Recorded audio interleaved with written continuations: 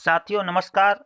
आप देख रहे हैं Sushil Kumar Upadhyay YouTube channel. Sushil Kumar Upadhyay YouTube channel पूरे देश और प्रदेश से साक्षरता संविदा प्रेरकों के संदर्भ में जो भी लेटेस्ट अपडेट आती है सर्वप्रथम आप तक पहुंचाता है। साथियों आज हम एक विशेष खुशखबरी आप तक पहुंचाएंगे, जहां पर मिर्जापुर जनपद के भरतलाल चौरसिया ने एक जनहित याचिका शिक्षा प्रेरकों के बकाया मानदेय और उनकी संविदा बहाली को लेकर माननीय हाई कोर्ट में प्रेषित की है। और उन्होंने माननीय हाई कोर्ट के मुख्य न्यायाधीश महोदय से अनुरोध किया है कि प्रदेश में 1 लाख साक्षरता कर्मी जो कि दर दर ठोकरें खाने को मजबूर हैं और तमाम प्रयासों के बाद आज तक न उनका बकाया मानदेय मिल पाया है और न ही उनकी संविदा बहाल हो पाई है, जिसके चलते प्रदेश और देश के तमाम साक्षरता कर्मी आज काल के गाल में समा चुके हैं। तो साथियों आज की वीडियो बहुत ही शिक्षा प्रेरकों के लिए महत्वपूर्ण है। जिस तरह से माननीय भरतलाल चौरसिया द्वारा लगातार प्रयास किया गया और आरटीआई के माध्यम से तमाम जानकारी भारत सरकार और प्रदेश सरकार से मांगी गई, लेकिन तमाम जो जानकारियां मांगी गई उसमें कमियां भारत सरकार और प्रदेश सरकार के सामने आई है, जिसमें लगता है कि इस योजना में काफ़ी घपला घोटाला हुआ, जिसको लेकर माननीय भरतलाल चौरसिया ने माननीय मुख्य न्यायाधीश महोदय उच्च न्यायालय इलाहाबाद से प्रस्तुत करने की बात कही है। धारा 226 जनहित याचिका है तो उन्होंने निवेदन किया है भरतलाल चौरसिया बनाम उत्तर प्रदेश सरकार मार्फत निदेशक स्कूली शिक्षा एवं साक्षरता प्राधिकरण 203/9 Nabiullah road Lucknow pin code 226001। दूसरा सचिव शिक्षा विभाग बापू भवन उत्तर प्रदेश सचिवालय हजरतगंज लखनऊ पिन कोड 226001। तीसरा अतिरिक्त मुख्य सचिव बेसिक शिक्षा विभाग 9/10 बहुखंडी भवन सचिवालय लखनऊ पिन कोड 226001। चौथा अपर स्थानीय आयुक्त कार्यालय उत्तर प्रदेश शासन प्रगति बिहार नई दिल्ली पिन 110003 नई दिल्ली। तो साथियों तमाम लोगों को पार्टी भरतलाल चौरसिया ने बनाया है और माननीय मुख्य न्यायाधीश इलाहाबाद उच्च न्यायालय से निवेदन किया है कि महोदय प्रार्थी उपरोक्त अंतर्गत धारा 226 में प्रस्तुत जनहित बात के माध्यम से निम्नलिखित निवेदन करता है।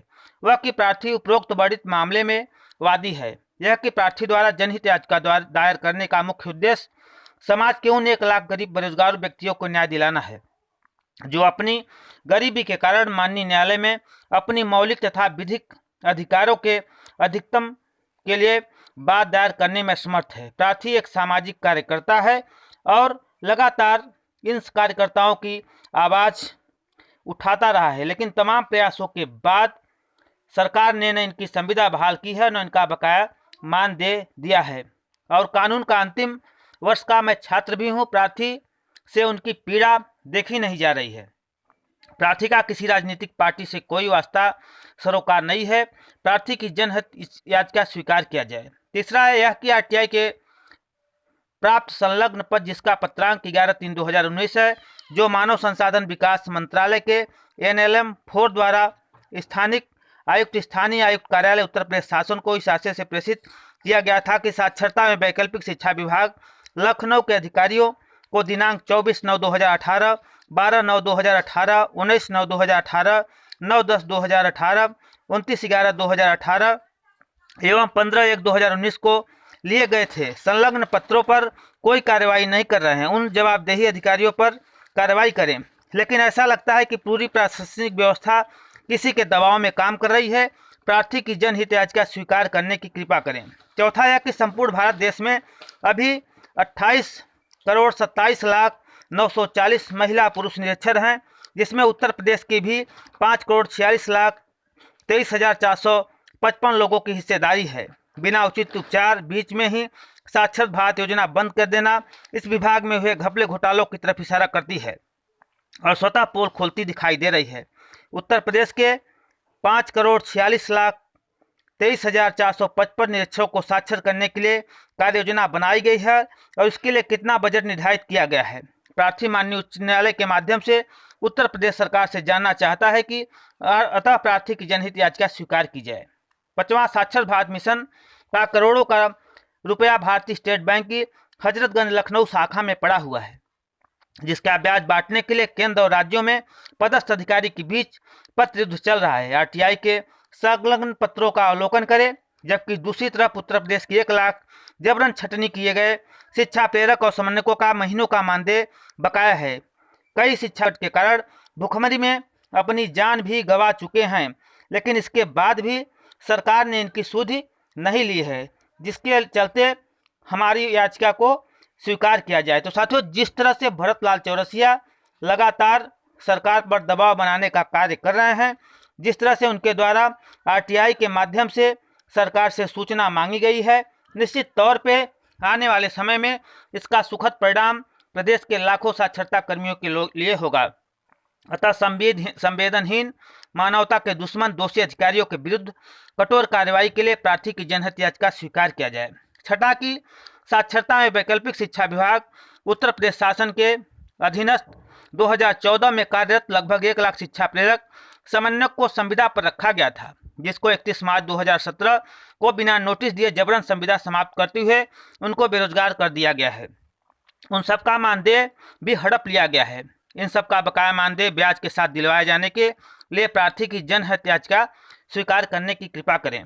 7वां यह कि मानव संसाधन विकास मंत्रालय NLM में नई दिल्ली द्वारा उत्तर प्रदेश सरकार के साक्षरता एवं वैकल्पिक शिक्षा विभाग लखनऊ को सन 2014 से सन 2019 तक बराबर कई पत्र प्रेषित किए गए जो संलग्न है, ताकि केंद्र सरकार द्वारा प्रदेश सरकार को साक्षर भारत मिशन के मद का धन कहाँ खर्च किया गया है, इसका उपभोग प्रमाण पत्र प्रस्तुत करें, जिसके बाद उक्त योजना को चलाने के लिए और धन केंद्र अवमुक्त किया जा सके।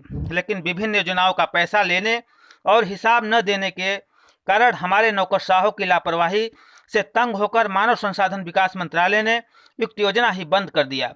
पूरे देश के 5 लाख तथा 5,50,000 तथा उत्तर प्रदेश में 1 लाख शिक्षा प्रेरक समन्वयक बेरोजगार हो गए हैं। उनका मानदेय फंस गया है।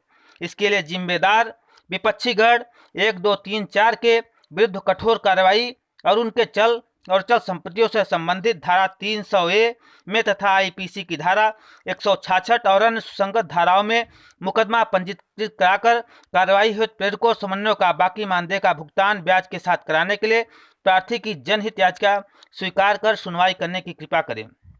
8वां यह कि उत्तर प्रदेश सरकार के साक्षरता एवं वैकल्पिक शिक्षा विभाग ने निदेशक और सचिवों को तानाशाही के कारण मानव संसाधन विकास मंत्रालय के सचिवों को जब अच्छी जानकारी नहीं उपलब्ध कराई गई, तो अब साक्षर भारत योजना बंद करके नई योजना पर विचार चल रहा है, जिसे ईच वन टीच वन, प्रत्येक एक दूसरे को पढ़ाएं, जिसका नाम पढ़ना लिखना अभियान है। लेकिन तमाम प्रयासों के बाद तक इस योजना को मूर्त रूप नहीं मिल सका है और तमाम जो देश और प्रदेश के साक्षरता कर्मी हैं, आज वे दर दर की ठोकरें खाने को मजबूर हैं। साक्षर भारत योजना में लगे लाखों शिक्षा प्रेरकों समन्वयकों का कोई स्थान नहीं दिया गया है, जिसके लिए उपरोक्त विभाग के अधिकारी जिम्मेदार हैं। जनहित याचिका स्वीकार कर इन अधिकारियों पर कड़ी कार्रवाई करने की कृपा करें। अंत में माननीय उच्च न्यायालय हाई कोर्ट से हम अनुरोध करते हैं, माननीय मुख्य न्यायाधीश महोदय से निवेदन है कि MP गुप्ता बनाम भारत संघ 1982 सुप्रीम कोर्ट तथा कदरा पहाड़िया बनाम बिहार राज्य तथा SP गुप्ता बनाम भारत संघ 1987 सुप्रीम कोर्ट के मामले को दृष्टिगोण रखते हुए स्वतः संज्ञान लेकर जनहित याचिका स्वीकार करने की कृपा करें और अकर्मण्य तथा भ्रष्ट उच्च अधिकारियों के विरुद्ध IPC की धारा 166 तथा 301 के मुकदमा पंजीत कराते हुए उनके चल एवं अचल संपत्ति में 1 लाख शिक्षा प्रेरकों और समन्वयकों के बकाया मानदेय को ब्याज सहित दिलाने तथा समस्त कर्मचारियों को योजना के अनुसार अन्य विभागों में समायोजित करने के लिए उत्तर प्रदेश सरकार को आदेश देने की कृपा करें। धन्यवाद। संलग्नक RTI से प्राप्त पत्रों की छाया प्रति, वादी का आधार एवं पैन की छाया प्रति।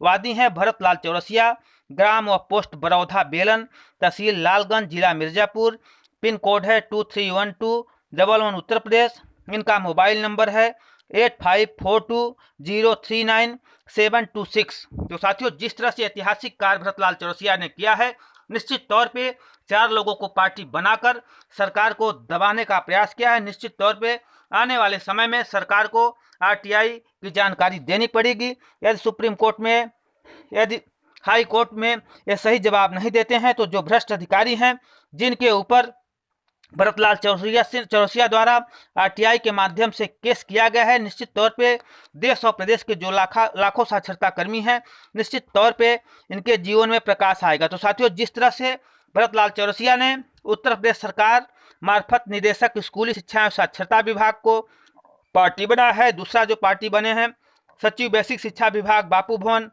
हजरतगंज लखनऊ को बनाया गया है। तीसरा जो पार्टी बने हैं अतिरिक्त मुख्य सचिव बेसिक शिक्षा विभाग बौखंडी रोड सचिवालय लखनऊ को बनाया गया है। चौथा जो पार्टी बनाया गया है अपर स्थानीय आयुक्त कार्यालय उत्तर प्रदेश शासन प्रगति बिहार नई दिल्ली को बनाया गया है। तो निश्चित तौर पर साथियों, आने वाले समय में आरटीआई और हाई कोर्ट ने निश्चित तौर पर जनहित याचिका के माध्यम से इसका जवाब देगा। धन्यवाद।